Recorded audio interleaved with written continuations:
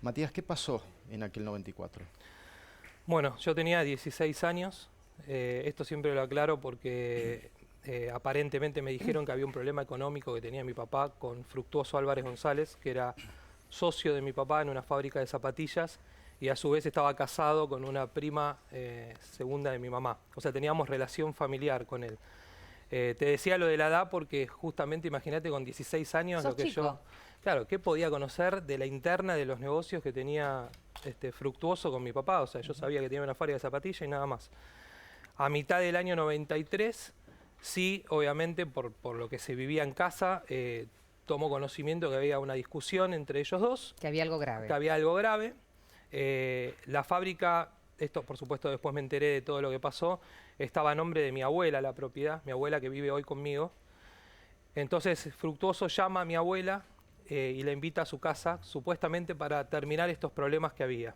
Mi abuela, como era una relación familiar, no tuvo ningún tipo de miedo en ir, fue a su casa, entró y se encontró que estaba Fructuoso con su abogado y había un poder y le dijo, bueno, Norma, usted lo que tiene que hacer es firmarme este poder y se terminan los problemas con su hija y su yerno.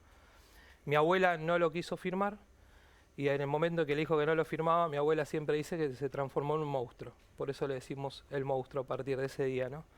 Le arrancó los pelos, la empezó a cachetear, perdón la palabra, le decía todo el tiempo, vieja de mierda, me firmás porque te morís acá. Mi abuela no le firmaba, el abogado de él atrás diciéndole no le pegues fuerte, no le dejes marcas.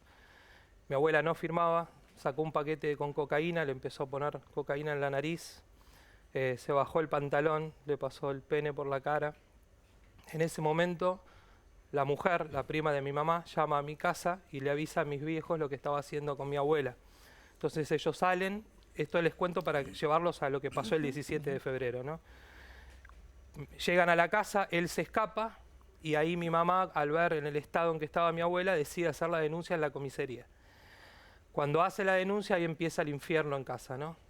A partir de esa denuncia empezaron las amenazas a las 1, 2 de la mañana, 3, llamaba en todo momento. Cuando llamaba de noche hablaba él y hablaba con mis padres, los insultaba de arriba abajo y les decía que nos iba a quemar a todos.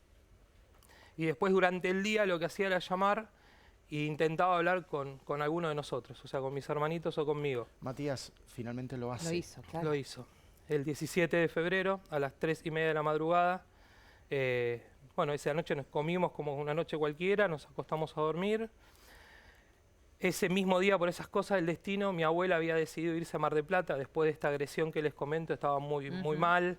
Entonces mi mamá la convence para que se vaya a Mar del Plata y mi hermanito invita a Nicolás Borda, de 11 años, a jugar a casa. A Nicolás lo tenemos así en el cartel, Acá, claro. Sí, acá está Nicolás. Dormía en tu casa aquella noche, ¿verdad? Y fue también víctima. Exactamente. Esas cosas del destino, a la mamá se le hace tarde en el trabajo Y se y como queda estaba en la tu cama casa. de mi abuela.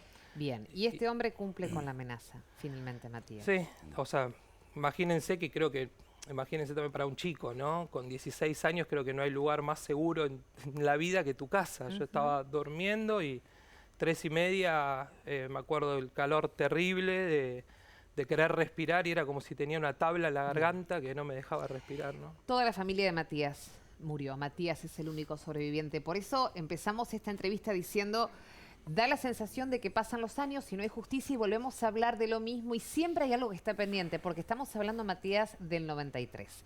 ¿Qué es lo que pasa hoy? ¿Por qué estás vos hoy acá? Porque hay algo que tiene que ver con el único detenido que hay y con la condena y la posibilidad o no de que sea expulsado del país. Digo, seguir reclamando justicia. Sí, la realidad es que lo que yo siempre cuento, él ya fue expulsado del país una vez, hace 7 años atrás, él pidió terminar la condena en España y hay un gran problema que tenemos todas las víctimas, que es lo que yo vengo peleando con otros familiares, es el tema de la participación de la víctima en la ejecución penal.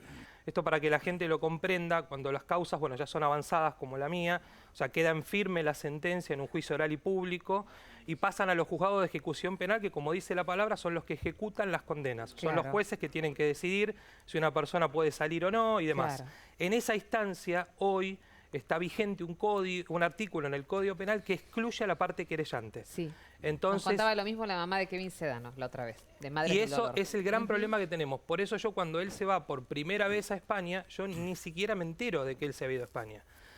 Después de, esto fue en el año 2010, Un día a las 3:30 de la madrugada, el mismo horario del incendio, me suena el teléfono en casa, imagínense después de tantos años, y escucho la misma voz que me amenazaba en el año 94, diciéndome que me preparara, que me iba a quemar como al resto de mi familia.